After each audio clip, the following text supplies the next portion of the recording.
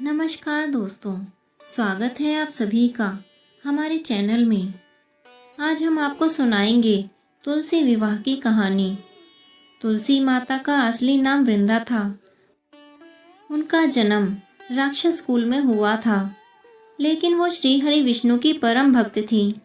वृंदा जब बड़ी हुई तो उनका विवाह जलंधर नामक असुर से कर दिया गया।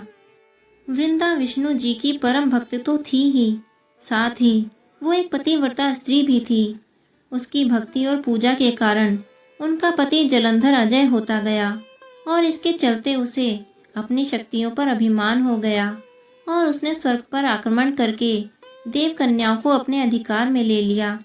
इससे क्रोधित होकर सभी देव भगवान श्री हरि विष्णु की शरण में गए और जलंधर के आतंक को अंत करने के लिए प्रार्थना करने लगे।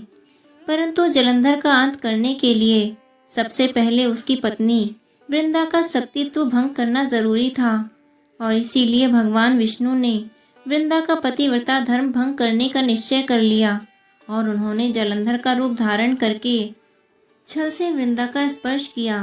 वृंदा का पति जलंधर देवताओं के पराक्रम से युद्ध कर रहा था, लेकिन वृंदा का सतीत्व नष्ट होते ही वो मारा गया।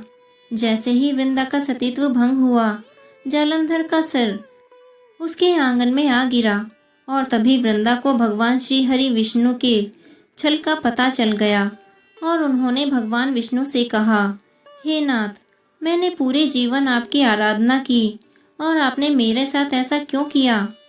इस प्रश्न का उत्तर श्री हरि नहीं दे पाए और वृंदा ने भगवान विष्णु से कहा कि आपने मेरे साथ एक पाषाण की तरह व्यवहार किया।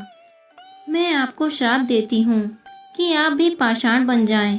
और ये कहते ही भगवान श्री हरि पत्थर के समान हो गए और उन्होंने भगवान विष्णु को श्राप दिया कि जिस प्रकार तुमने मुझे पति वियोग दिया है, उसी प्रकार तुम्हारी पत्नी का भी छल पूर्वक हरण होगा और स्त्री वियोग सहने के लिए तुम्हें भी मृत्यु लोक में जन्म लेना होगा। भगवान विष्णु के पत्थर में बदलते ही सृष्टि का संतुलन बिगड़ने लगा। तब देवताओं ने वृंदा से याचना की कि वो अपना श्राप वापस ले ले।